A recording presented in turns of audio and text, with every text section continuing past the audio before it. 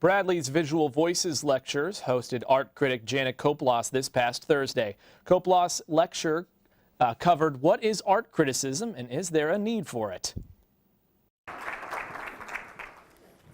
You know, I listen to that kind of an introduction and I always think, who is that?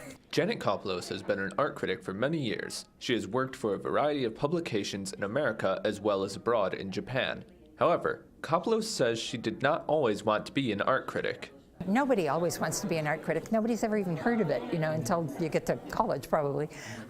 No, I absolutely backed into it. And if you had told me, even at the beginning of my college career, that I would be an art critic, I would have said, what are you talking about? Koplos' ideas of art criticism apply to everyone, as she explains. Actually, the vast majority of people in this room have probably had personal experience with it. If you're an artist, you've been reviewed or you want to be reviewed. If you're a critic or a historian or any kind of writer with an interest in art, you may have published criticism. If you are a consumer of art, which just means a person who goes to a gallery, you most likely have read criticism. Koplos also expressed her personal thoughts on why the world needs art criticism.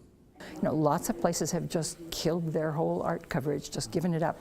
And I think art is an essential part of human life. And that even if you don't make money off of it, even if you do it as a hobby, you know, whatever form it takes, that kind of creative expression is really important in our world. And to talk about it is one of the things that critics do. So I really think it needs to go on in some way or another, in some place or another. Koplos' lecture was the first in a series sponsored by the Nancy Adams and Charles Sims Visiting Artist Endowment for Excellence. You can check out more of her work through her books Makers, A History of American Studio Craft, 3 Visions in Glass, and Contemporary Japanese Sculpture. For BUTV News, I'm Chris Shearer.